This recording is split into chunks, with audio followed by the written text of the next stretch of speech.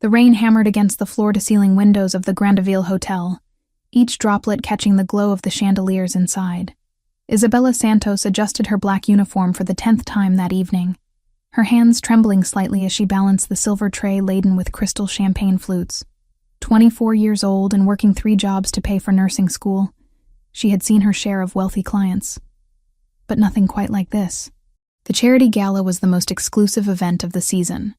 Manhattan's elite mingled beneath gold-leafed ceilings, their laughter mixing with the soft melody of the string quartet. Isabella weaved through the crowd, her green eyes scanning the room as she served drinks to women dripping in diamonds and men whose single watches could pay her tuition for a year. "Excuse me, miss." A woman with perfectly styled silver hair beckoned Isabella over. "Could you please refill our table?" Isabella nodded, making her way toward the corner where several influential guests sat discussing business ventures and political connections.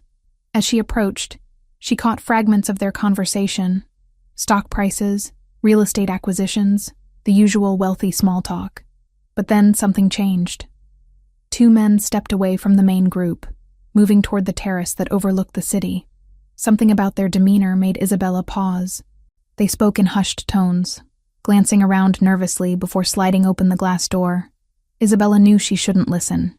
Every instinct told her to mind her own business, serve the drinks, and collect her paycheck. But curiosity won. She positioned herself near the terrace door, pretending to organize glasses while straining to hear their conversation.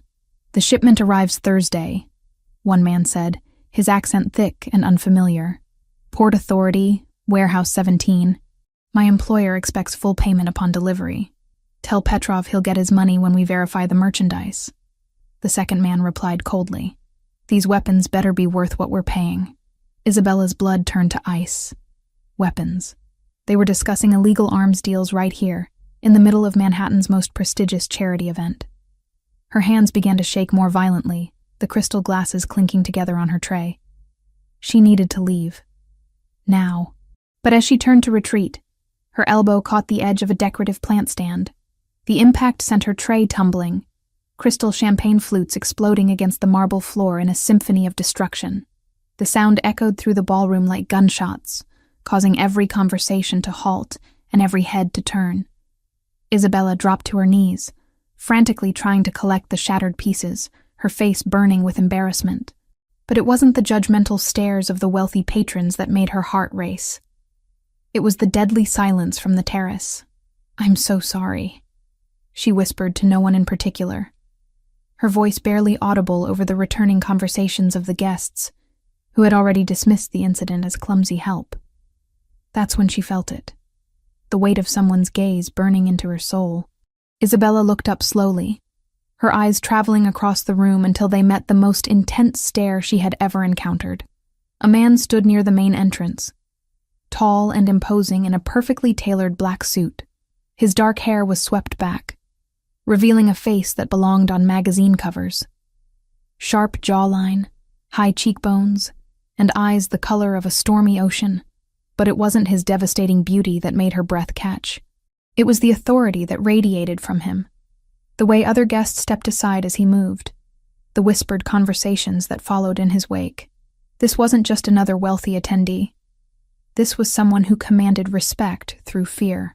Alessandro Romano had been watching the evening's events unfold with calculated interest.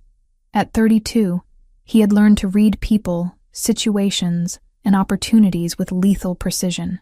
He had noticed the nervous Russians discussing business on his terrace. He had observed the pretty waitress listening, where she shouldn't have been listening.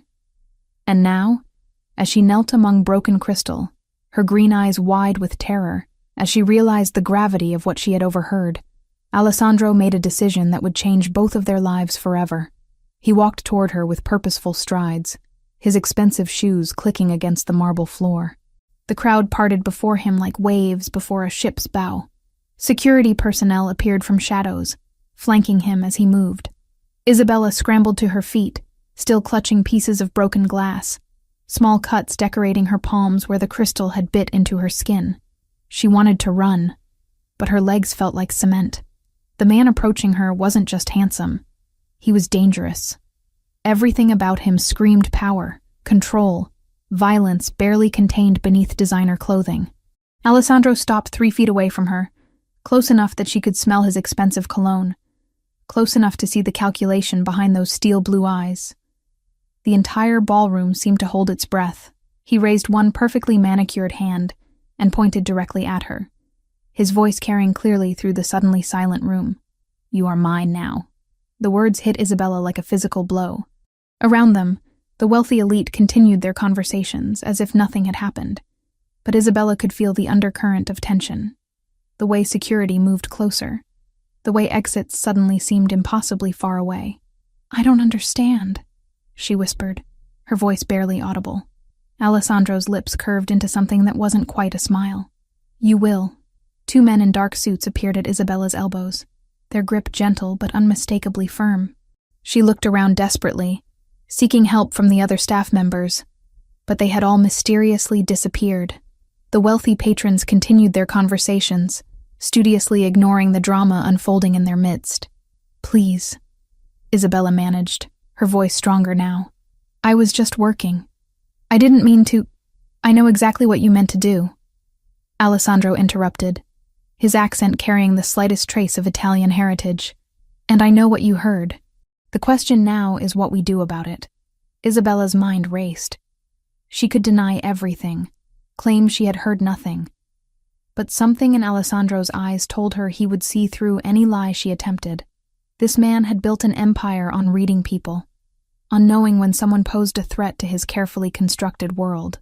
"I won't tell anyone," she said quickly. "I swear, I'll forget everything. I just want to go home." Alessandro studied her for a long moment, his gaze traveling from her frightened face to her trembling hands, still bleeding from the crystal cuts. When he spoke again, his voice was softer, but no less commanding. "Home isn't safe for you anymore, Isabella Santos." The use of her name sent chills down her spine. How did he know who she was? How long had he been watching her? "You know things now," he continued, stepping closer until she could feel the heat radiating from his body. "Things that certain people would kill to keep secret. Things that put a target on your back the moment you heard them." "I don't want to know anything," Isabella protested, tears threatening to spill down her cheeks. "I just want to finish nursing school and have a normal life." "Normal disappeared the moment you decided to eavesdrop," Alessandro said, though his tone held an unexpected gentleness. "But I'm offering you something better than normal. I'm offering you protection." The men at her elbows tightened their grip slightly, a subtle reminder that this wasn't really a choice. Isabella looked around the ballroom one last time, at the glittering chandeliers, the wealthy patrons, the world of privilege she had been serving but never belonged to. When her eyes met Alessandro's again, she saw something that surprised her. Not cruelty, but genuine concern. Whatever he was, whatever he did, he seemed to truly believe she was in danger. "What if I refuse?" she asked quietly. Alessandro's expression darkened. "Then you leave here alone. And I give you 24 hours before Petrov's men find you. And when they do, they won't be as generous as I'm being." The choice wasn't really a choice at all. Isabella nodded slowly, her fate sealed by a moment of curiosity and a tray of broken crystal. As Alessandro's men escorted her toward a private exit, she caught one last glimpse of the glittering ballroom, the world of safety and normalcy disappearing behind her like a dream. Outside, black cars waited in the rain, their engines purring like predatory cats. Alessandro opened the door of the lead vehicle personally, his hand briefly touching her lower back as she climbed inside. "Welcome to my world, Isabella," he said as the door closed between them, sealing her fate. The last thing she saw through the rain-streaked window was the golden glow of the Grandeville Hotel, disappearing into the night, taking her old life with it. The mansion emerged from the darkness like a fortress carved from stone and steel. Isabella pressed her face against the tinted window as they passed through iron gates that stretched 20 feet high, topped with razor wire that gleamed like deadly ribbons in the security lights. The driveway curved through manicured grounds that seemed to stretch for miles, flanked by towering oak trees that whispered secrets to the night wind. "Welcome to the Romano estate," Alessandro said from beside her, his voice carrying a note of pride that seemed entirely at odds with the circumstances. "Your new home." Isabella's stomach lurched. "This isn't my home." I have an apartment in Queens. A life. Responsibilities. Not anymore. His interruption was gentle but absolute. That life ended the moment you heard Viktor Petrov's name mentioned tonight. Do you understand what that means? She turned to study his profile in the dim interior light. At 32, Alessandro Romano possessed the kind of dangerous magnetism that made women forget their own names. His suit was perfectly tailored, his dark hair immaculately styled, but there was something predatory in the way he held himself, like a panther masquerading as a house cat. I don't understand any of this, Isabella admitted, her voice barely above a whisper. I don't even know who you are. A ghost of a smile played at the corners of his mouth. No, but I know everything about you. The car pulled up to the front entrance, where more men in dark suits waited. Isabella counted at least 6, their faces stone-cold professional as they scanned the surrounding darkness.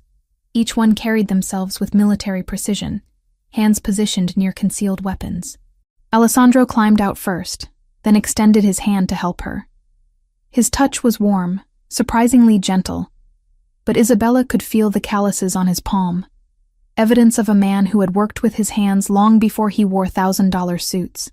The foyer took her breath away. Black marble floors reflected the light from a crystal chandelier that must have cost more than her yearly tuition. The ceiling soared 30 feet above them, decorated with intricate molding that spoke of old-world craftsmanship. Paintings that belonged in museums adorned the walls, their subjects watching with knowing eyes as she was escorted deeper into this world of wealth and power. "Marco," Alessandro called, and a man stepped forward from the shadows. Tall and lean with graying temples, he carried himself with the quiet authority of someone accustomed to being obeyed. "This is Isabella Santos. She'll be staying with us indefinitely." Marco's dark eyes assessed her with the thoroughness of a security scanner. "The guest wing, the blue room, and postguards on that floor. Discreet ones. Miss Santos is under my personal protection." Isabella found her voice. "I don't need guards. I need to go home." Both men turned to look at her, and she was struck by the similarity in their expressions. Patient, almost paternal, as if she were a child who didn't understand the complexity of adult decisions. "Isabella," Alessandro said, removing his suit jacket and draping it over his arm. Beneath the expensive fabric, she could see the definition of muscles earned through more than just gym sessions. "Tell me, what do you know about Viktor Petrov?" "Nothing. I'd never heard that name before tonight." Petrov runs the largest weapons smuggling operation on the East Coast. He also controls human trafficking routes from Eastern Europe, drug distribution networks that span 12 states, and has personally ordered the deaths of over 200 people. Alessandro's voice remained conversational, as if he were discussing the weather. 3 months ago, he put a $5 million bounty on anyone who could provide information about my business operations. Isabella felt the blood drain from her face. "But I don't know anything about your business." "No, but you witnessed his men discussing their next shipment. You heard dates, locations, names. That makes you either an asset or a liability." He stepped closer, close enough that she could smell his cologne, something expensive and masculine that made her pulse quicken despite her fear. "I prefer you as an asset." Marco cleared his throat. "Sir, the files you requested." Alessandro took a thick manila folder from his lieutenant's hands and opened it, revealing photographs, documents, and what looked like surveillance reports. Isabella's heart stopped when she saw her own face staring back at her from a dozen different angles. "Isabella Marie Santos, age 24, Alessandro read aloud. Currently enrolled at Columbia Nursing School, maintaining a 3.8 GPA while working 3 part-time jobs to pay tuition. Lives alone in a 1-bedroom apartment on 47th Street in Queens. Rent consistently paid 2 days late but never missed. Parents died in a car accident when she was 16. Raised by her uncle Thomas Santos until age 18. Isabella's legs felt weak. When did you? Your uncle Thomas owes money to some very dangerous people. Alessandro continued, his voice softer now. People who would see his debt transferred to you without hesitation. People who wouldn't hesitate to use your nursing skills to patch up their soldiers, or sell you to the highest bidder when your usefulness expired. Uncle Thomas wouldn't, she started, but the conviction died in her throat. Her uncle had always been secretive about his finances, his frequent trips to Atlantic City, the men who sometimes called late at night speaking in hushed, urgent tones. Alessandro closed the file with a sharp snap. "I've been watching you for 3 weeks, Isabella.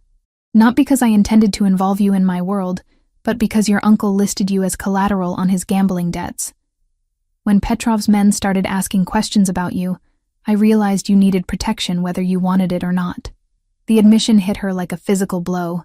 She was collateral, property to be bartered and traded by men who saw her as nothing more than a means to an end.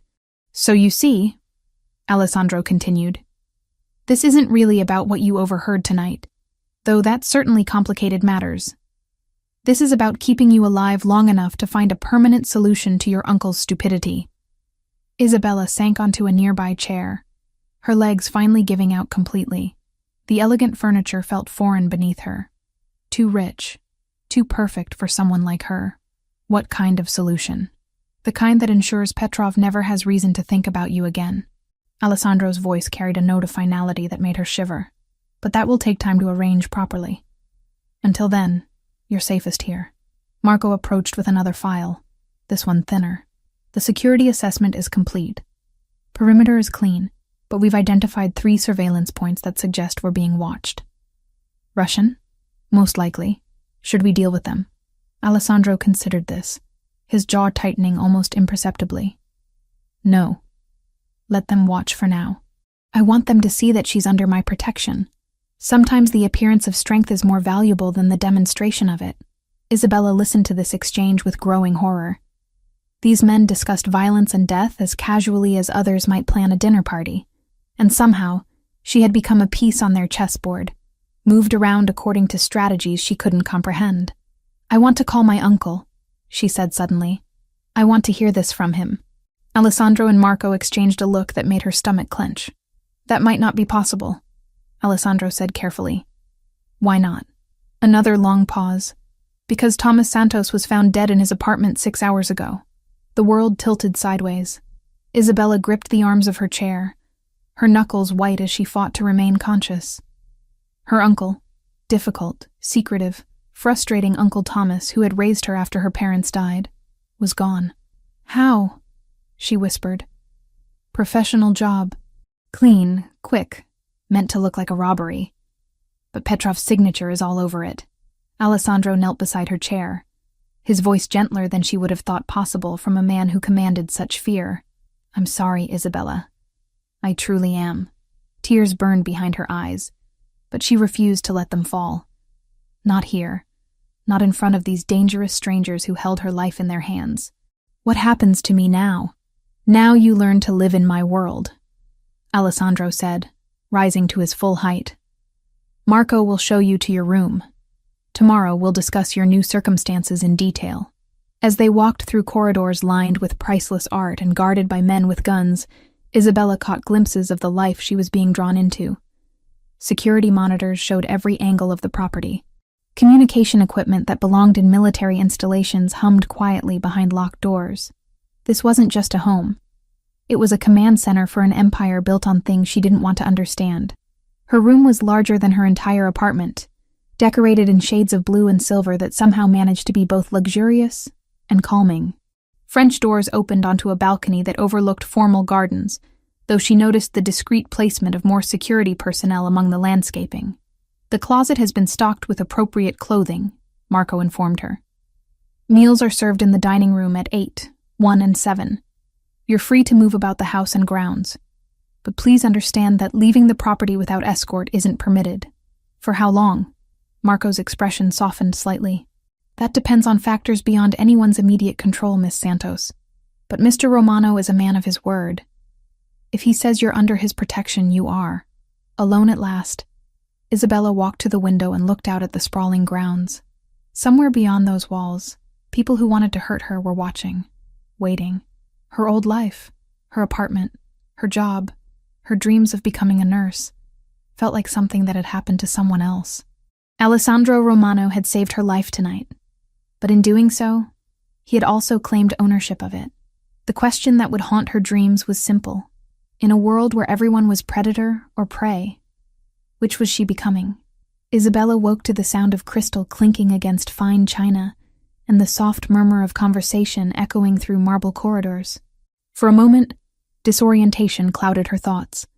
The silk sheets were too smooth, the ceiling too high, the morning light filtering through unfamiliar windows. Then reality crashed back with brutal clarity. Uncle Thomas was dead. Her old life was gone. She was now a prisoner in Alessandro Romano's world, disguised as a protected guest. The closet Marco had mentioned was indeed stocked, with clothes that cost more than her monthly rent. Designer dresses hung beside tailored blazers, while drawers revealed lingerie made from fabrics she couldn't even name. Every piece was exactly her size, which should have been comforting, but instead felt deeply unsettling. How long had they been watching her? How much did they know? Isabella selected the simplest outfit she could find. Dark jeans that probably cost $500 and a cashmere sweater that felt like heaven against her skin. The mirror reflected a stranger back at her, someone who looked like they belonged in this world of wealth and danger. But appearances, she was learning, were often lies wrapped in expensive packaging. Breakfast was served in a dining room that could seat 20, though only 2 places were set at the far end of a mahogany table. Alessandro sat reading what appeared to be financial reports, his dark hair still damp from a shower, wearing a white shirt that emphasized the olive tone of his skin. He looked up when she entered, his steel blue eyes assessing her with an intensity that made her pulse quicken. "Good morning, Isabella. I trust you slept well?" She hadn't slept at all, but admitting that felt like showing weakness. "Well enough, considering the circumstances." "Of course. Please, sit." He gestured to the chair across from him, where fresh fruit, pastries, and coffee waited on bone china that probably cost more than her textbooks. "We have much to discuss." Isabella remained standing, crossing her arms over her chest. "I want to go home. This is kidnapping, Mr. Romano. I don't care what danger you think I'm in. I won't be held prisoner here like some kind of trophy." Alessandro set down his papers with deliberate slowness, his expression shifting from polite host to something far more dangerous. "Kidnapping?" He rose from his chair, moving around the table with predatory grace. "Is that what you think this is? What else would you call it? You took me from my job, brought me here against my will, and now you're telling me I can't leave. That sounds like kidnapping to me." He stopped inches away from her, close enough that she could feel the heat radiating from his body, smell the expensive cologne that clung to his skin. "Very well. You want to leave? The door is there." He pointed toward the dining room entrance. "Walk out. Get in your car. Oh wait, you don't have one here. Call a taxi, except your phone was destroyed for security reasons. Flag down a passing motorist on a private road that sees no traffic." Isabella's confidence wavered, but she refused to back down. "I'll find a way." "I'm sure you will. And approximately 6 hours after you leave this property, Viktor Petrov's men will find you. They'll torture you for information about what you heard at the gala, then they'll sell you to human traffickers who specialize in young women with medical training. If you're very lucky, they'll kill you quickly when they're done with you." The casual way he described her potential fate made her stomach turn. "You're trying to scare me." "I'm trying to save your life." Alessandro's voice softened slightly. "Isabella, I know this isn't the life you chose, but the moment you overheard that conversation, your choices became very limited. You can stay here, under my protection, and learn to navigate this world. Or you can leave and face certain death." She sank into the chair, the fight draining out of her. "This isn't fair." "No, it's not." Alessandro returned to his seat, pouring coffee from an antique silver service. "Very little about my world is fair, but it's the reality we're both living in now." The coffee was perfect, rich, aromatic, probably imported from some exotic location she'd never heard of. Isabella found herself wondering if she'd ever be able to drink normal coffee again without remembering this moment. What happens now? Now you learn. About my business, about the people who work for me, about the rules that keep everyone alive. Alessandro leaned back in his chair, studying her with those penetrating eyes. "But first, you eat. You've lost weight since we brought you here, and that's unacceptable." Isabella looked down at the untouched food before her. The fruit was perfectly arranged, the pastries golden and flaky, but her appetite had vanished the moment she learned about her uncle's death. "I'm not hungry. That wasn't a request." The steel returned to his voice. "You're under my protection, which means your well-being is my responsibility. You will eat, you will sleep, and you will take care of yourself. Understood?" The authoritative tone sparked her temper again. "I'm not a child or a pet. You can't just order me around, can't I?" Alessandro's smile was sharp as a blade. "Look around you, Isabella. This is my house, my rules, my world. Everything here exists because I allow it to exist, including you." Before she could respond, Marco entered the dining room carrying a phone. "Sir, urgent call from the port. The Russians made a move on Warehouse 7. Alessandro's entire demeanor changed, the polite host disappearing as the dangerous crime lord emerged. "Casualties? 3 wounded, none killed. They retreated when our reinforcements arrived, but they took photographs of our inventory. Son of a bitch." Alessandro stood abruptly, his breakfast forgotten. "Double the security on all warehouses. I want a full report in an hour. Already in progress, sir." As Marco left, Alessandro turned back to Isabella, who had been listening to this exchange with growing horror. This was real. The violence, the danger, the constant threat of war between criminal organizations. It was all real, and she was trapped in the middle of it. "I have to go handle this," Alessandro said, his voice gentler than before. "But I want you to understand something. What just happened? That's why you can't leave. Petrov is escalating, testing my defenses. Every move he makes puts you in more danger." Isabella watched him prepare to leave, checking his weapon, straightening his tie, transforming from a man having breakfast into a commanding general preparing for battle. "How do you live like this? Always looking over your shoulder, never knowing who to trust?" Alessandro paused at the doorway, his expression unreadable. "You learn to trust very few people, and you protect what matters most with everything you have." "What matters most to you?" He studied her for a long moment, something shifting in his eyes. "Family. Loyalty. The people who depend on me to keep them safe." After he left, Isabella sat alone in the opulent dining room, surrounded by luxury that felt more like a gilded cage with each passing moment. She picked at the fruit, forcing herself to eat despite her churning stomach. Alessandro was right. She needed to maintain her strength if she was going to survive this. The house felt different with Alessandro gone, quieter, but also more tense. She could sense the increased security, the way staff members moved with heightened alertness. Through the windows, she glimpsed more men patrolling the grounds, their weapons no longer concealed. Isabella spent the morning exploring the house, testing the boundaries of her imprisonment. The library contained thousands of books, many in Italian, all organized with military precision. The kitchen was a temple to culinary arts, staffed by people who treated her with polite deference, but watched her every move. The garden was beautiful but surrounded by walls topped with surveillance equipment. It was in the afternoon, while reading in a sun-drenched conservatory, that Isabella heard the commotion. Shouting voices, car engines, the slam of doors. She moved to the window and saw Alessandro returning. But something was wrong. He was walking differently, favoring his left side, and there were dark stains on his white shirt. Marco and 2 other men flanked him as they entered the house, their expressions grim. Isabella found herself moving toward the main foyer before she consciously decided to do so. "Sir, you need medical attention," Marco was saying as they climbed the stairs. "It's just a graze. I'll be fine. With respect, you're bleeding all over the carpet." Isabella stepped forward, her nursing instincts overriding her fear and anger. "I can help." All 4 men turned to look at her, surprise flickering across their faces. Alessandro's eyes met hers, and she saw something she hadn't expected. Vulnerability. Under all that power and authority, he was just a man who was hurt and trying not to show it. "You don't have to," he began. "Yes, I do."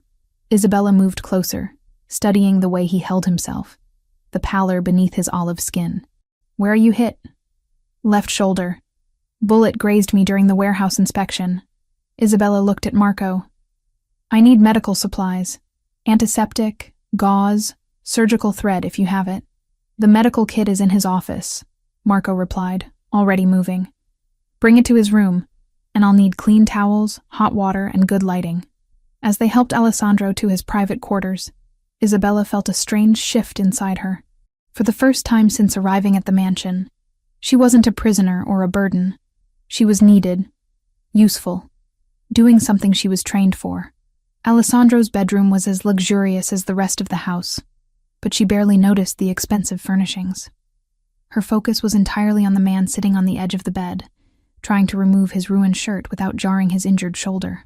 "Let me," Isabella said softly, moving to help him. Their eyes met as she carefully peeled the fabric away from the wound, and Isabella felt something electric pass between them. This close, she could see the flecks of gray in his blue eyes, the small scar along his jawline, the way his breath hitched when her fingers accidentally brushed against undamaged skin. "Thank you," he said quietly. "Don't thank me yet. This is going to hurt." As Isabella began cleaning the wound, Alessandro remained perfectly still, though she could see the tension in his jaw, the way his hands gripped the edge of the bed. When she began stitching, he finally spoke. "You don't have to do this." Marco could have called a doctor who would ask questions, report a gunshot wound. Isabella concentrated on her work, trying to ignore how close they were, how intimate this felt. Besides, this is what I'm trained for. It's what I love doing. Helping people, healing them, fixing what's broken. She tied off the last stitch and began bandaging the wound. Even when they've been shot doing illegal things in warehouses they probably shouldn't own. Alessandro's laugh was soft and unexpected. Fair point. As Isabella finished her work, their eyes met again, and this time neither looked away. The room seemed to shrink around them, filled with unspoken tension and possibilities. Isabella found herself studying the strong line of his jaw, the way his dark hair fell across his forehead, the strength in his hands. "Isabella," he said softly, his voice rougher than usual. "Yes? I'm sorry. About your uncle. About your life being turned upside down. About everything. If there had been any other way..." She pressed her fingers gently against his lips, stopping his words. Don't apologize for saving my life, even if you destroyed it in the process." Alessandro caught her hand, pressing it against his cheek. "I won't let anything happen to you. I promise." In that moment, surrounded by luxury that felt less like a prison and more like sanctuary, Isabella realized something that terrified her more than any external threat. She was beginning to trust the dangerous man who held her fate in his hands. And even worse, she was beginning to want him. The attack came at 3 a.m, shattering the illusion of safety that had begun to settle over Isabella like a comfortable blanket. She woke to the sound of automatic gunfire echoing through the mansion's corridors, followed by shouts in languages she didn't recognize, and the heavy footsteps of men moving with military precision. Isabella pressed herself against the bedroom wall, her heart hammering so loudly she was certain it would give away her position. Through the French doors leading to her balcony, she could see muzzle flashes lighting up the gardens like deadly fireflies. The perfectly manicured grounds had become a battlefield, with Alessandro's security forces engaged in fierce combat against intruders who had somehow breached the estate's defenses. The door to her room burst open without warning, and Isabella bit back a scream as a figure in tactical gear filled the doorway. For a terrifying moment, she thought the attackers had reached her, but then she recognized Marco's voice beneath the black mask. "Miss Santos, we need to move. Now." Isabella didn't argue. She grabbed the robe Alessandro had provided, silk, and probably worth more than her monthly rent, and followed Marco into the corridor. The mansion felt different in the darkness, transformed from a luxury prison into something that resembled a war zone. Emergency lighting cast everything in harsh red shadows, and the sound of combat echoed from multiple directions. "Where's Alessandro?" she asked, as Marco led her down a hallway she'd never seen before, coordinating the defense from the main security center. "He wanted you moved to the safe room until this is over." The safe room turned out to be a reinforced bunker, hidden behind a bookshelf in Alessandro's study. The space was larger than Isabella had expected, equipped with communication equipment, medical supplies, and enough food and water to last for days.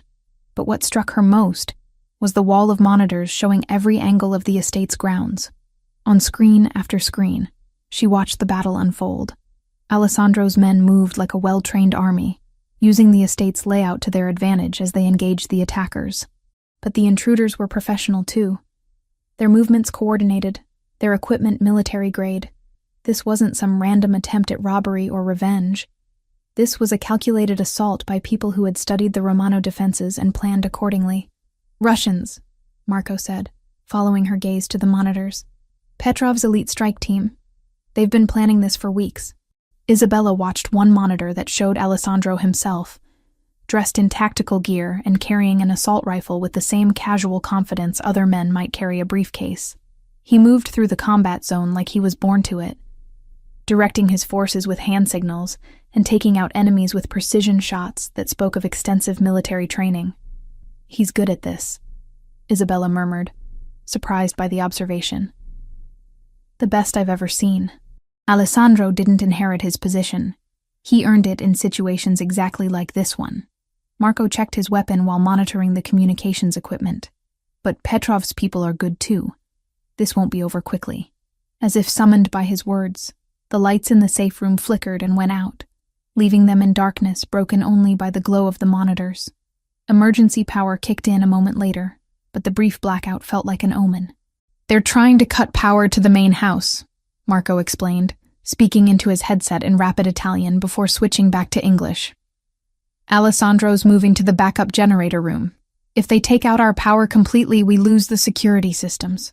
Isabella found herself gripping the edge of the desk as she watched Alessandro disappear from one monitor and reappear on another, moving through the mansion's lower levels with two other men flanking him. The basement corridors looked different from the rest of the house. More utilitarian, designed for function rather than beauty. Marco, she said quietly, what my uncle owed money for. Was it really just gambling debts? Marco glanced at her, something shifting in his expression. What makes you ask that? This. Isabella gestured at the monitors showing the ongoing battle. This level of response. The resources Petrov is willing to commit. People don't launch military operations over gambling debts. Marco was quiet for a long moment, clearly weighing how much truth to share. Your uncle was involved in more than gambling, Miss Santos. He was smuggling medical supplies, stolen from hospitals, resold on the black market. Petrov used those supplies to patch up his soldiers after operations. The revelation hit Isabella like a physical blow. Medical supplies? Surgical equipment, pharmaceuticals, blood products. Things that are difficult to obtain without proper credentials. Marco's voice was gentle but firm. Your uncle knew you were studying nursing. He planned to use your access to expand the operation once you graduated. Isabella sank into a chair, the weight of this knowledge pressing down on her like a physical burden. Her uncle hadn't just been gambling.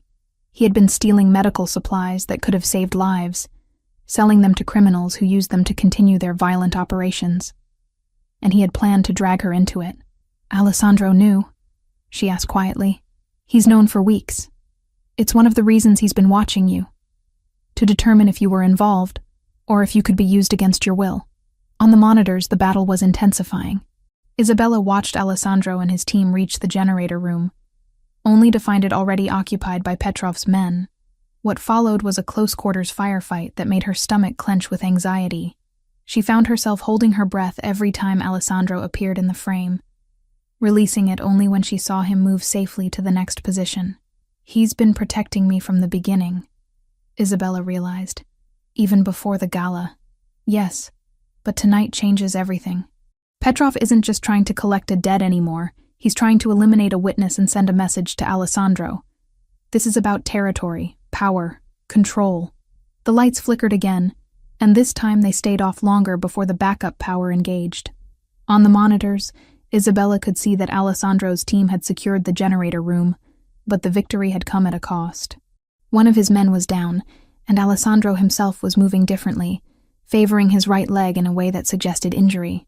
He's hurt, Isabella said, starting to rise from her chair. Marco caught her arm. He's handled worse, and you're safer here. I'm a nursing student, Marco. If he's injured, I can help. If you leave this room and something happens to you, Alessandro will burn down half the city in revenge.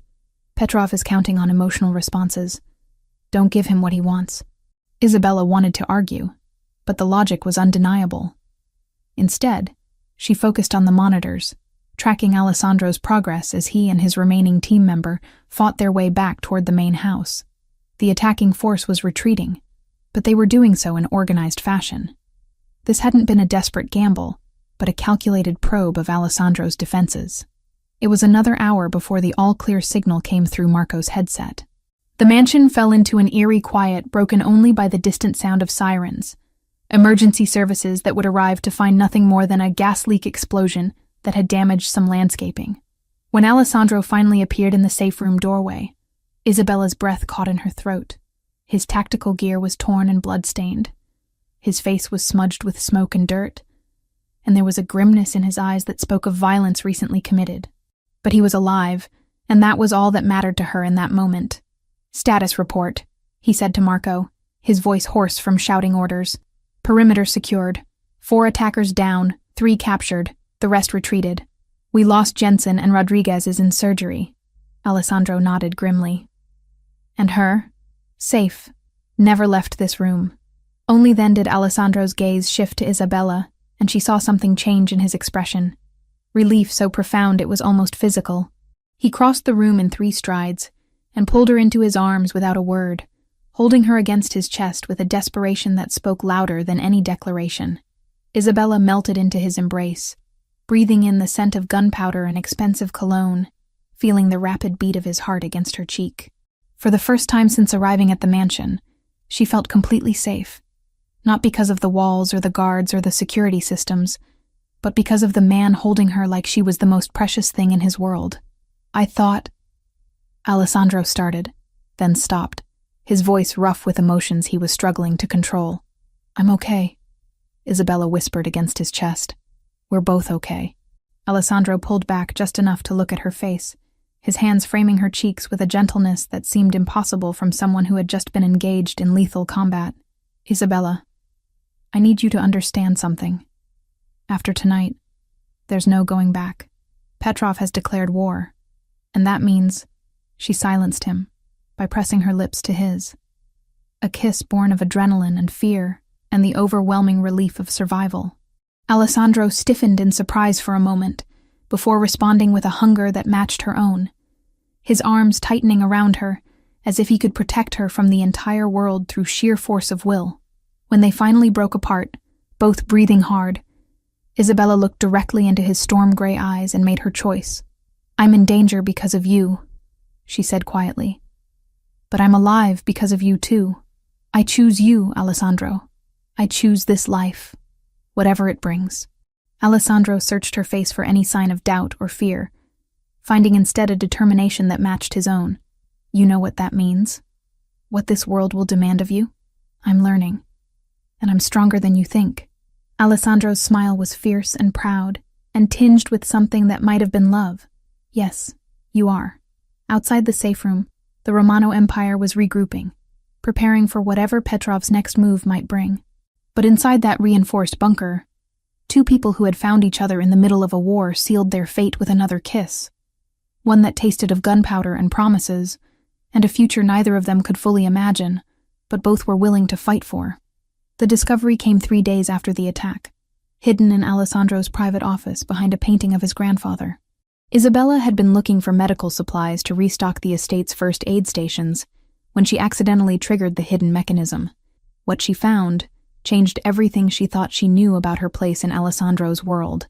The secret room contained surveillance equipment, communication devices, and most damning of all, detailed files on every person in Alessandro's organization, including a thick folder marked with her uncle's name and another bearing her own. But it wasn't just the existence of these files that shattered her fragile trust. It was what they contained. Isabella's hands shook as she opened her own file, finding photographs dating back months before the gala. Images of her leaving her apartment, walking to class, working at the hospital where she did her nursing practicum. Someone had been documenting her entire life with methodical precision, creating a comprehensive profile that included her class schedules, work patterns, and even her favorite coffee shop. But it was the notation in Alessandro's handwriting that made her blood run cold. Potential asset. Nursing background useful for medical operations. Uncle's debts provide leverage. Approach with caution. Asset. She had been nothing more than a useful tool from the very beginning. The sound of footsteps in the corridor sent Isabella scrambling to replace everything exactly as she'd found it, but she wasn't fast enough. Alessandro appeared in the doorway of his office just as she was closing her file, his expression shifting from surprise to wariness as he realized what she had discovered. Isabella. His voice was carefully controlled, revealing nothing of what he was thinking. She turned to face him, the file still clutched in her hands like evidence of betrayal. How long? The question came out as barely a whisper. How long were you watching me before the gala? Alessandro stepped into the office, closing the door behind him with deliberate care. When he spoke, his voice carried a weight of inevitability, as if this moment had always been coming. 6 weeks. The admission hit her like a physical blow. 6 weeks. You were planning this. All of this. From the beginning. Not all of it. Alessandro moved closer, but stopped when Isabella took a step back. Your uncle's situation created an opportunity, yes. But what happened at the gala? What developed between us? That was never part of any plan. Isabella laughed, a bitter sound that echoed off the office walls. What developed between us? You mean my usefulness as a medical consultant for your criminal empire? That's not... Don't. Isabella held up her hand, stopping his words. Don't you dare try to tell me this wasn't calculated. I've read the file, Alessandro. I know exactly what you think of me. Alessandro's jaw tightened, his careful composure cracking slightly. You know what I thought of you 6 weeks ago. Before I knew you. Before I understood. Before you understood what? That I could be manipulated more effectively with kindness than with threats. Before I fell in love with you. The words hung in the air between them like a bridge neither was sure they could cross. Isabella stared at Alessandro's face, searching for any sign of deception, any indication that this was just another manipulation tactic. What she saw instead was raw vulnerability, the kind that a man like Alessandro would never fake because it exposed too much of his true self. Love, Isabella repeated, her voice hollow. Is that what you call this? Keeping files on me like I'm some kind of criminal? Having me followed and photographed like a target? Alessandro ran his hands through his dark hair, his usual perfect composure completely abandoned. It was surveillance, yes. But not for the reasons you think. Then explain it to me. Explain how stalking me was some kind of protection. Your uncle wasn't just in debt to Petrov, Alessandro said, his voice strained. He was feeding information to the Russians about hospital security systems, medical supply storage, pharmaceutical shipment schedules. He was setting up an operation that would use your access as a nursing student to steal controlled substances and medical equipment on an industrial scale. Isabella felt the blood drain from her face. That's impossible. Is it? Think about it, Isabella. The late nights, the mysterious phone calls, the way he always needed money but never explained why, the connections he claimed to have with hospital administrators despite never working in healthcare himself. The pieces began falling into place with horrible clarity. Uncle Thomas's insistence that she pursue nursing school specifically at Columbia, his sudden interest in her clinical rotations, always asking detailed questions about hospital procedures and supply management, the job applications he had encouraged her to fill out for positions at specific medical facilities. He was grooming me, Isabella whispered, the realization hitting her like ice water. From the day you started nursing school. Maybe even before that. Alessandro's voice was gentler now, but still carried the weight of painful truth. The operation was designed to unfold gradually over years. By the time you realized what was happening, you would have been too deeply involved to escape. Isabella sank into a chair, her legs no longer capable of supporting her weight. Everything she had thought she knew about her relationship with her uncle, about her own choices and aspirations, had been a carefully constructed lie. How did you know? She asked quietly. Marco discovered the connection during routine intelligence gathering about Petrov's operations. We've been tracking medical supply theft rings for months. They're increasingly common revenue streams for organized crime. When your uncle's name appeared in our investigation, I ordered surveillance to determine your level of involvement. Alessandro moved closer, kneeling beside her chair so they were at eye level. I expected to find a willing accomplice, someone already corrupted by greed or desperation.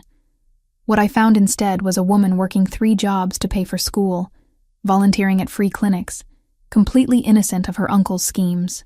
So you decided to use me anyway. No, I decided to protect you. Alessandro's eyes met hers, and she could see the truth of his words reflected there. The surveillance was to determine when and how Petrov would try to activate the network.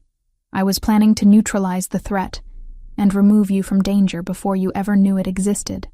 Isabella wanted to believe him, but trust felt like a luxury she could no longer afford. And the gala? That was just coincidence? Alessandro was quiet for a long moment before answering. The gala was supposed to be reconnaissance. I was meeting with contacts to gather more information about Petrov's timeline. You were supposed to be safely at home that night, but I wasn't. No, you picked up an extra shift, worked an event that put you in the middle of something you should never have witnessed. Everything after that, Alessandro reached out tentatively, touching her hand. Everything after that was improvisation, trying to keep you alive in a situation that had spiraled completely out of control. Isabella looked down at his hand covering hers, remembering how that same touch had comforted her during the darkest moments of the past weeks. The protection, the safe room, even the medical supplies. It was all planned. The infrastructure was already in place, yes, but not for you specifically. Alessandro's thumb traced gentle circles on her skin. I have a dozen safe houses, multiple backup plans for every operation. What wasn't planned was caring about whether you lived or died. The admission hung between them like a confession. Isabella studied Alessandro's face, seeing past the careful control to the man beneath, someone who had built his life around calculating odds and minimizing risk, now completely undone by an emotion he had never expected to feel. I don't know how to trust you, Isabella said quietly. I don't know how to separate what's real from what's manipulation. Then don't trust me yet. Alessandro's voice was rough with emotion. But don't run either. Give us time to figure out what this is without the weight of my mistakes crushing us both. Isabella pulled her hand away from his, needing physical distance to think clearly. Us. There is no us, Alessandro. There's you, and there's me, and there's a situation you created by involving me in your war with Petrov. You think I wanted this? Alessandro stood abruptly, his carefully maintained control finally snapping. You think I wanted to fall in love with someone I was supposed to be protecting from a distance? Someone whose very existence puts my organization at risk? Then let me go. I can't. The words came out raw, desperate. Even if I wanted to, which I don't, it's too late. Petrov knows about you now. He knows you matter to me. Releasing you would be signing your death warrant. Isabella stood as well, pacing to the window that overlooked the estate's gardens. Outside, she could see Alessandro's men patrolling the grounds, their presence a constant reminder of the danger that surrounded them both. So I'm trapped. Forever. You're protected. There's a difference. Isabella turned back to face him, tears threatening but refusing to fall. Is there? Because from where I stand, it looks like I've traded one prison for another. At least with Uncle Thomas, I knew I was being used. The words hit Alessandro like physical blows, and Isabella could see the pain they caused reflected in his eyes. But she was past the point of sparing his feelings. Her entire life had been built on lies and manipulations, and she was tired of pretending otherwise. I need time, she said finally. I need space to think about all of this without you watching my every move, analyzing my reactions, planning your next approach. Alessandro nodded slowly, though she could see how much the admission cost him. How much time? I don't know. Maybe days, maybe weeks, maybe forever. Isabella. No. Her voice was firm, final. You've made your choice about how to handle this situation. Now let me make mine. Alessandro stared at her for a long moment, and Isabella could see him weighing options, calculating responses, falling back into the strategic mindset that had kept him alive in a world of constant danger. When he spoke again, his voice had returned to the carefully controlled tone she remembered from their first meeting. Very well. But you'll remain on the estate grounds. The threat from Petrov hasn't changed, regardless of your feelings about my methods. Of course it hasn't, Isabella said bitterly. Nothing ever changes in your world, does it? Just the strategies for dealing with it. She walked past him toward the door, but his voice stopped her before she could leave. For what it's worth, Isabella, I never meant for you to be hurt by this. I thought I could protect you without your ever knowing the truth. Isabella paused without turning around. That's the problem, Alessandro. You thought you could control everything, including me. And some things can't be controlled, no matter how much power you have. As she left Alessandro's office, Isabella felt the weight of her new reality settling around her like armor. She was trapped in a world she had never chosen, protected by a man who had manipulated her from the beginning, surrounded by dangers she was only beginning to understand. But for the first time since arriving at the Romano estate, she was choosing her own path forward. Even if that path led through a wilderness of uncertainty and pain, it would be hers to walk. 2 weeks of silence stretched between Isabella and Alessandro like a chasm neither knew how to cross. Isabella spent her days exploring the estate's extensive grounds, reading in the library, and pointedly avoiding any area where she might encounter the man who had turned her world upside down. Alessandro, according to Marco's careful updates, threw himself into business with renewed intensity, conducting meetings that lasted until dawn and taking risks that made his security team nervous. It was the sound of helicopters that shattered their carefully maintained distance. Isabella looked up from her book as the rhythmic thrum of rotor blades filled the air above the estate. Through the conservatory windows, she watched 3 black helicopters circle the property before landing on the mansion's expansive lawn. Men in tactical gear poured out. But these weren't Alessandro's soldiers. Their movements were different, more aggressive, and they carried weapons she didn't recognize. Marco burst into the conservatory, his usually calm demeanor replaced by urgent concern. Miss Santos, we need to move immediately. Mr. Romano's location has been compromised. What's happening? Isabella set down her book, adrenaline already flooding her system. Petrov found Alessandro's meeting with the Colombians. They've taken the warehouse district, and Alessandro's team is outnumbered 3-1. Marco was already moving toward the door, speaking rapidly into his headset. He's requesting immediate backup, but our response time puts him at serious risk. Isabella followed Marco through corridors that had become as familiar as her old apartment, but now felt charged with desperate energy. How did Petrov find out about the meeting? Marco's expression darkened. We believe there's a leak in our organization. Someone with access to Alessandro's schedule and security protocols. They reached Alessandro's private office, where banks of monitors showed the unfolding crisis in real time. Isabella could see the warehouse district under siege, explosions lighting up the night sky, gunfire echoing through the feeds, Alessandro's men pinned down in what appeared to be a coordinated ambush. There, Marco pointed to one monitor showing a figure moving between shipping containers, directing his forces with hand signals. Even at this distance, Isabella could recognize Alessandro's movements, the way he carried himself even under fire. He's trapped, she breathed, watching as enemy positions closed in around Alessandro's location. The extraction team won't reach him for another 20 minutes. By then, Marco didn't finish the sentence, but Isabella could see the math in his grim expression. Isabella stared at the monitors, her mind racing through possibilities.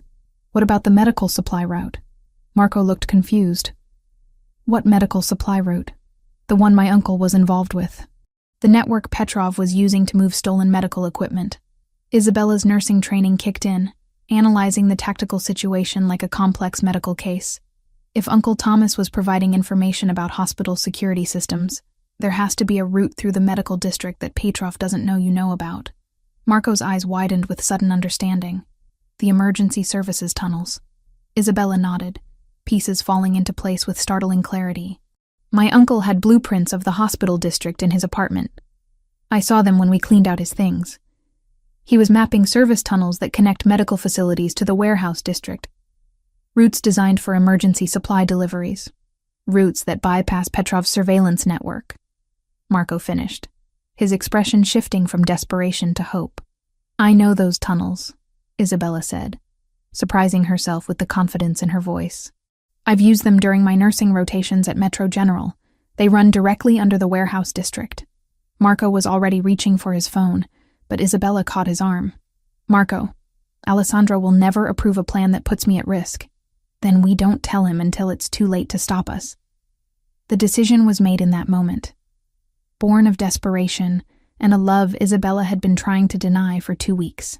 She wasn't going to lose Alessandro to Petrov's ambition, regardless of how complicated their relationship had become. 20 minutes later, Isabella found herself in the passenger seat of an armored vehicle, wearing tactical gear that had been hastily adjusted to fit her smaller frame. Marco drove with the focused intensity of a man whose loyalty had been tested by impossible circumstances. The tunnel entrance is through the Metro General loading dock, Isabella explained, studying maps on a tablet. From there, we can reach the warehouse district without being detected. But we'll be going in blind. No communication with Alessandro's team until we're in position. And if Petrov's men have found the tunnels, Isabella checked the medical kit she had insisted on bringing. Then we improvise. The loading dock was deserted, except for a skeleton crew of night shift maintenance workers who recognized Isabella from her rotations. A few carefully crafted lies about emergency medical supplies got them access to the service tunnels without questions. The tunnels were exactly as Isabella remembered.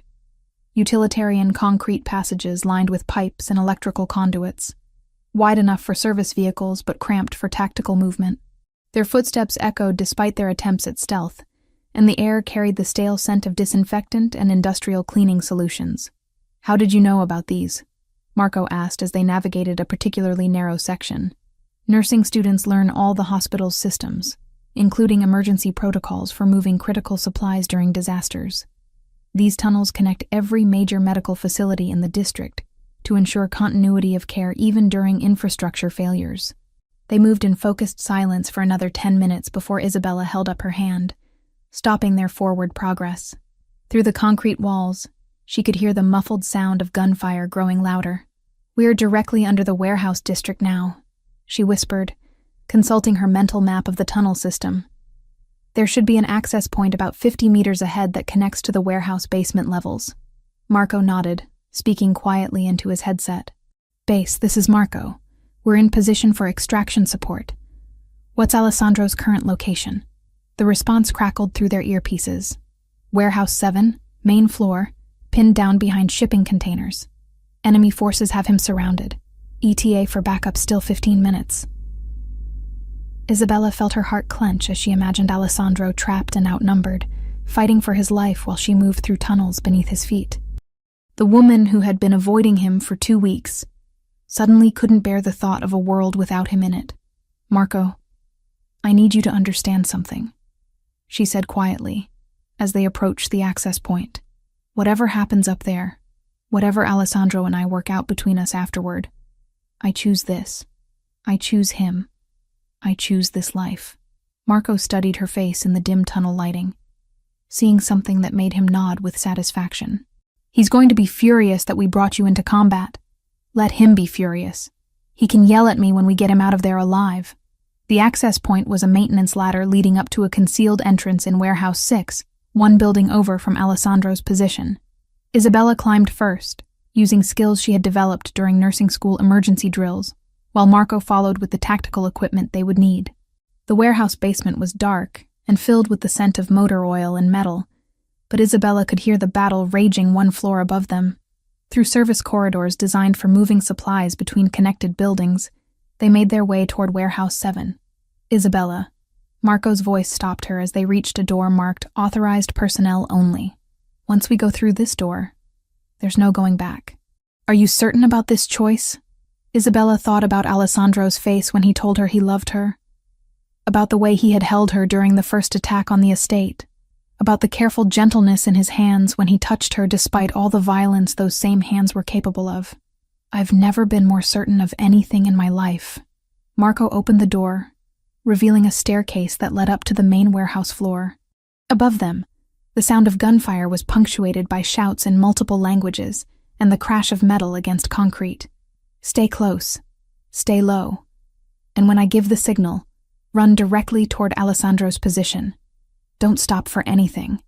Isabella nodded, her medical training taking over as adrenaline sharpened her focus to laser intensity. She was no longer the frightened woman who had been taken from the Gala.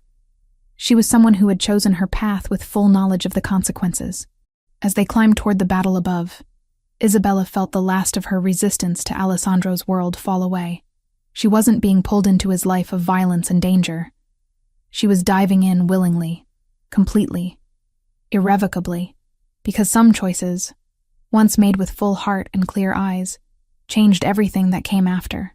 The woman who emerged from those tunnels would be different from the one who had descended into them.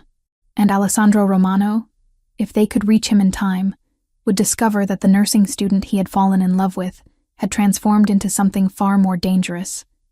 A partner who would fight beside him against any enemy, no matter the cost. The warehouse floor erupted into chaos as Isabella and Marco emerged from the basement access point. Smoke filled the air from burning shipping containers, and the acrid smell of gunpowder mixed with the metallic scent of blood. Through the haze, Isabella could see Alessandro's position, a defensive cluster behind overturned crates near the far wall, surrounded by Petrov's advancing forces. "Isabella, what the hell are you doing here?" Alessandro's voice crackled through Marco's radio, fury and terror warring in his tone as he spotted them across the battlefield. "Saving your stubborn ass," Isabella replied, grabbing the radio from Marco before he could stop her. "We found a way out through the medical tunnels, but we need to reach you first." "Absolutely not. You get back underground and—" His words were cut off by an explosion that shook the entire building as Petrov's men launched grenades toward Alessandro's position. Isabella watched in horror as debris rained down around the shipping containers, and for several heart-stopping moments, there was silence from Alessandro's radio. "Alessandro!" Isabella's scream echoed through the warehouse, raw with panic. "I'm here." His voice returned, strained but alive. "But we're running low on ammunition and they've got us completely surrounded. Marco, get her out of here." "No." Isabella's voice carried absolute finality. "We're coming to you. All of us." Before Marco could object, Isabella was moving, using her knowledge of hospital emergency protocols to navigate the smoke-filled warehouse. She had learned to move efficiently through chaos during medical crisis simulations, and those skills translated perfectly to this urban battlefield. "Follow my lead," she told Marco, staying low as they moved between burning containers. "In medical emergencies, we use a technique called controlled movement through hazardous environments. The key is to move decisively, but never expose yourself for more than 3 seconds at a time." Marco, despite his years of tactical training, found himself following Isabella's guidance as she led them through the maze of obstacles toward Alessandro's position. She moved with surprising confidence, pausing to assess each route before committing, reading the flow of battle like a medical professional, reading vital signs. They were halfway across the warehouse floor when Isabella heard it. A sound that made her blood freeze. The distinctive whine of an RPG being loaded. "RPG, southeast corner," she shouted into the radio, her medical training having taught her to remain calm and communicate clearly during life-threatening situations. Alessandro's response came immediately. "I see it. All units, incoming explosive." The rocket-propelled grenade streaked across the warehouse, aimed directly at Alessandro's defensive position. Isabella watched in slow motion as death approached the man she loved, and something inside her snapped with crystalline clarity. Without conscious thought, Isabella broke from cover, sprinting toward Alessandro's position with speed born of pure desperation. She reached his location just as the explosion detonated against the shipping containers, the blast wave throwing her against Alessandro's body and sending them both tumbling behind a concrete support pillar. "Isabella!" Alessandro caught her as they hit the ground, his hands immediately checking for injuries. "Are you hurt? Tell me you're not hurt." "I'm fine," she gasped, though her ears were ringing and her vision was slightly blurred. "But your shoulder is bleeding again." Alessandro looked down to see blood seeping through his tactical vest where his previous wound had reopened. "It's nothing. It's not nothing." Isabella was already reaching for her medical kit, her training overriding the chaos around them. "You're going into shock, and if you lose any more blood—" "Isabella, listen to me." Alessandro grabbed her hands, his eyes intense with desperate love and fear. "I need you to understand something. If we don't make it out of here, we're making it out." Isabella interrupted firmly, beginning to treat his wound with efficient movements. "All of us, together." A new voice cut through the battle sounds, cold and accented with Russian inflection. How touching. The Mafia prince and his little nurse, dying together in the dirt. Isabella looked up to see Viktor Petrov emerging from the smoke, flanked by 6 heavily armed men. He was younger than she had expected, maybe 40, with pale blue eyes and the kind of smile that suggested he enjoyed causing pain. Petrov. Alessandro's voice carried deadly calm as he positioned himself protectively in front of Isabella. You want me? You have me. Let her go. Oh, but she's the interesting one, isn't she? Petrov's gaze fixed on Isabella with predatory interest. The woman who brought down my medical supply operation, the one who cost me millions in lost revenue. Isabella felt the pieces clicking into place with horrible clarity. My uncle wasn't just providing information, he was the inside source for your entire network. Very good. Thomas Santos was our gateway into the hospital system, until you started asking inconvenient questions about his activities. When he tried to back out of our arrangement, well, Petrov shrugged. Loyalty is so important in business relationships. Alessandro's body tensed like a coiled spring. You killed him because Isabella was getting too close to the truth. I killed him because he became unreliable, just like you're about to become. The standoff stretched taut as wire, with Petrov's men maintaining their weapons aimed at Isabella and Alessandro. Around them, the warehouse had fallen into an eerie quiet as both sides waited to see how this final confrontation would play out.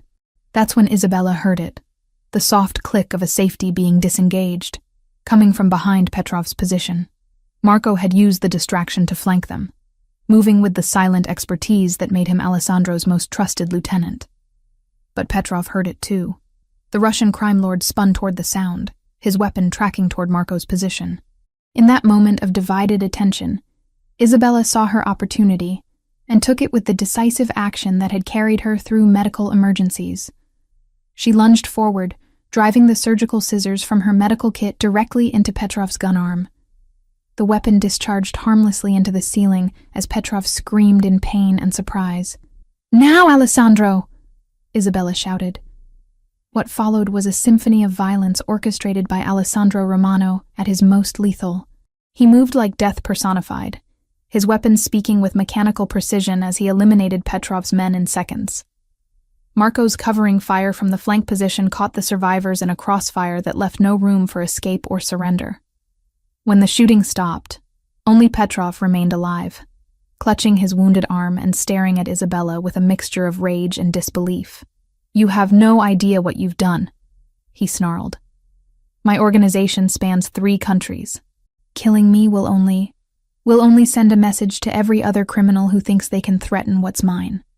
Alessandro finished, his voice carrying the absolute authority of a man who had built an empire on the foundation of decisive action. The single gunshot echoed through the warehouse with finality. Isabella stared at Petrov's lifeless body, feeling strangely detached from what had just occurred. She had imagined this moment would feel different, more traumatic, more overwhelming. Instead, she felt only a profound sense of completion, as if a chapter of her life had finally closed. Isabella. Alessandro's voice was soft, uncertain. Are you all right? She turned to look at him. This dangerous, powerful man who had turned her world upside down and then fought beside her to put the pieces back together in an entirely new configuration. I killed someone tonight, she said quietly. You saved lives tonight. Mine, Marco's, probably your own. Isabella nodded slowly, understanding that this was her new reality. In Alessandro's world, violence wasn't senseless. It was surgical, purposeful, a tool used to protect what mattered most.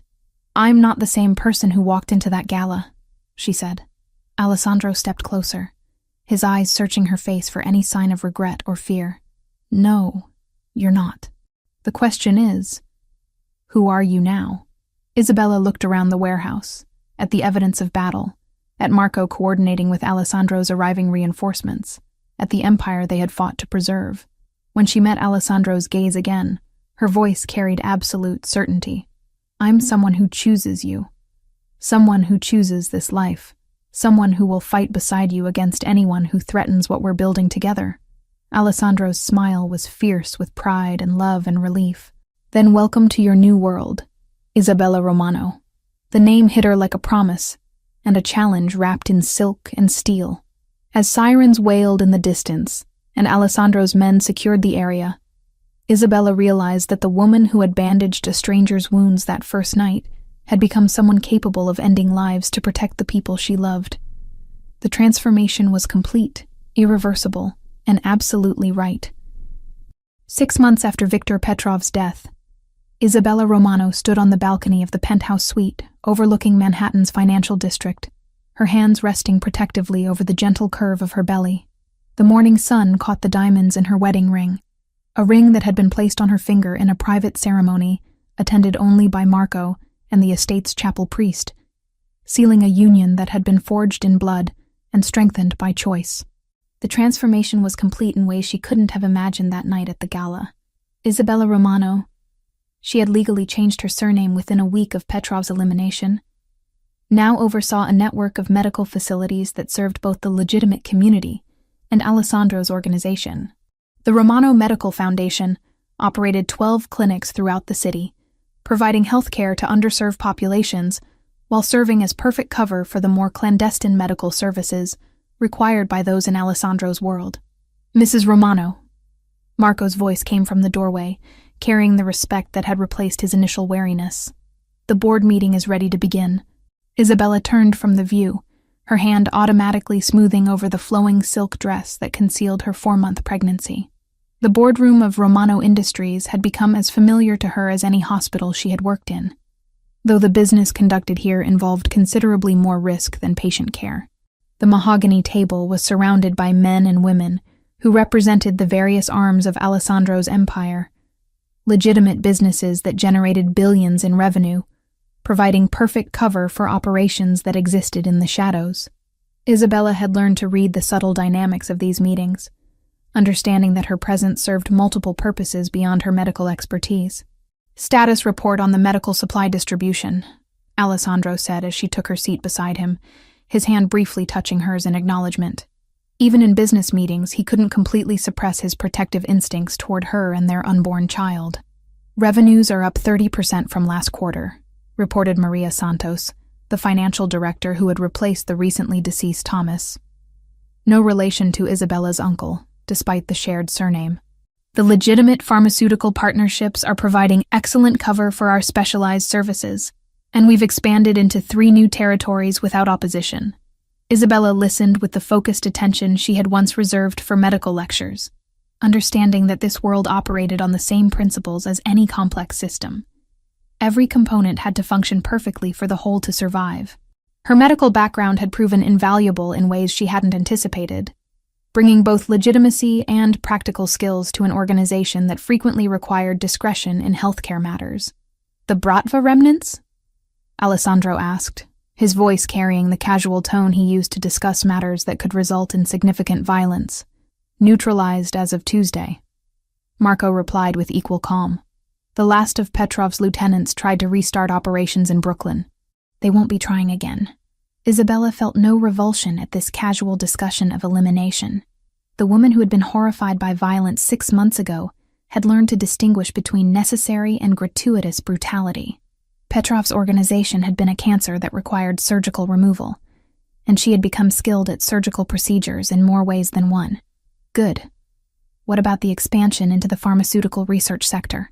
"Doctor, Romano has established partnerships with 3 major research hospitals," Maria reported, using Isabella's new professional title with the ease that came from months of practice. "The drug trials provide perfect justification for our chemical acquisitions, and the research partnerships give us access to experimental treatments that have proven valuable for our special clientele." Alessandro's smile held the satisfaction of a man whose strategic vision was bearing fruit beyond his original plans. Isabella's integration into his empire hadn't just legitimized certain operations, it had opened entirely new revenue streams and operational possibilities. "Speaking of special clientele," Marco continued, "the request from the Sicilian families has been approved. They're willing to pay premium rates for our medical services during their expansion into the northeastern ports." Isabella nodded, understanding that medical services in this context meant everything from trauma surgery performed in untraceable locations to the provision of pharmaceutical products that couldn't be obtained through conventional channels. The Romano Medical Network had become the Switzerland of criminal health care. Neutral, discreet, and absolutely reliable. "Mrs. Romano, there's also the matter of the new recruitment program," Maria said, consulting her notes.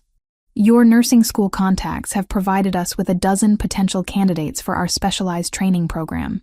This was Isabella's particular contribution to the family business, identifying nursing students and young doctors who possessed both the skills and the discretion necessary to work within Alessandro's organization. The program provided excellent benefits and career advancement opportunities in exchange for absolute loyalty and selective blindness regarding patient backgrounds. "The screening process will take another month," Isabella replied. "We can't afford any risks with personnel who will have access to sensitive information." Alessandro's eyes met hers across the table, and she could see the pride and love that had never diminished despite the transformation she had undergone. If anything, his feelings had intensified as he watched her evolve from protected asset to equal partner in building their empire. The meeting concluded with the usual efficiency that characterized Romano operations, but Alessandro gestured for Isabella to remain as the others filed out. When they were alone, his businessman's mask fell away, replaced by the gentle concern that had become familiar over the months of their marriage. "How are you feeling?" His hand moved to her belly, still amazed by the miracle growing there. Their first child, conceived during the passionate reconciliation that had followed their victory over Petrov. Strong, healthy, ready for whatever comes next. Isabella covered his hand with hers, feeling the flutter of movement that had become more pronounced in recent weeks. "Our daughter is going to be born into a world where she'll want for nothing." "Daughter?" Alessandro's eyebrows rose with surprise and delight. The ultrasound yesterday confirmed it. Isabella's smile held the joy she had discovered in planning for their future together. "Elena Romano, if you approve of the name." "Elena," Alessandro repeated, his voice soft with wonder. "After my grandmother. She would have loved you, Isabella. You remind me of her. Beautiful, intelligent, and absolutely fierce when protecting family." Isabella leaned into his embrace, marveling at how natural this life had become. The penthouse apartment that served as their private residence within the Romano Tower was filled with evidence of their combined lives. Medical journals beside business reports, children's books in preparation for Elena's arrival, artwork that reflected both traditional Italian heritage and Isabella's more modern sensibilities. "Sometimes I think about that night at the Gala," Isabella said quietly, her fingers tracing patterns on Alessandro's chest. "How terrified I was. How certain that you were destroying my life. Do you regret any of it?" Isabella considered the question seriously, thinking about the woman she had been, struggling financially, alone, naive about the complexities of the world around her. That woman had possessed dreams of helping people through conventional medicine, of living a quiet, safe life that would honor her parents' memory. "No," she said finally, her voice carrying absolute certainty. "I regret nothing. That woman at the Gala was living half a life, surviving instead of truly living. You didn't destroy my life, Alessandro. You showed me what I was capable of becoming." Outside their windows, the city spread out beneath them like a kingdom waiting to be conquered. Somewhere in that maze of buildings and people, the Romano Empire conducted its business with the smooth efficiency that had made it legendary among those who operated in the shadows.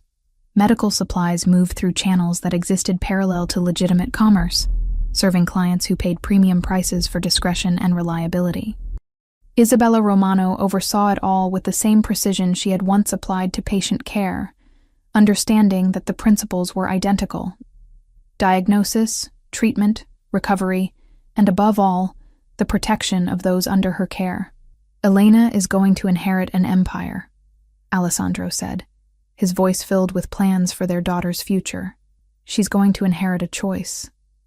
Isabella corrected gently, "The same choice you gave me, to decide what kind of person she wants to become." Alessandro's laugh was rich with appreciation for the woman his wife had become, someone who understood power but wasn't corrupted by it, who embraced their dangerous world while maintaining her own moral compass. As evening approached, they prepared for the formal dinner that would finalize the Romano family's expansion into European medical supply chains. Isabella dressed in a gown that accommodated her pregnancy while maintaining the elegance expected of the wife of a man like Alessandro Romano. Her reflection in the mirror showed a woman transformed, not just physically, but in the confidence that radiated from every gesture. The dinner would be attended by representatives from families across 3 continents, all seeking to benefit from the medical expertise and discretion that had become the Romano signature. Isabella would charm them with her intelligence and professional credentials, while Alessandro negotiated the terms that would expand their influence even further. Later that night, as they lay in bed with Isabella's head resting on Alessandro's chest, she felt Elena moving restlessly, as if sensing the excitement in her parents' voices as they planned for the future. "What kind of world are we building for her?" Isabella asked, though she already knew the answer. "A world where she'll never be powerless," Alessandro replied, his hand protective over their unborn daughter. "A world where she'll have every advantage we can provide, every protection we can arrange, every opportunity we can create, and the freedom to choose her own path. Always, just like her mother." Isabella smiled in the darkness, understanding that Elena Romano would be born into privilege beyond measure, but more importantly, into a family that understood the true nature of power, not just the ability to control others, but the wisdom to know when control was necessary and when it was destructive. The empire they had built together was more than criminal enterprise or legitimate business. It was a testament to what 2 people could accomplish when they chose to face the world as partners, equals, and ultimately, as a family that would endure whatever challenges lay ahead. Outside, the city never slept. And somewhere in its depths, the Romano organization continued its work, healing the wounded, supplying the desperate, and maintaining the delicate balance that kept their corner of the shadow world functioning with clockwork precision. Isabella Romano, formerly Santos, closed her eyes and felt her daughter stirring within her. Tomorrow would bring new challenges, new opportunities, new choices to make. But tonight, she was exactly where she belonged, beside the man who had shown her that some prisons were actually keys to freedom, and some dangers were worth embracing for the sake of love.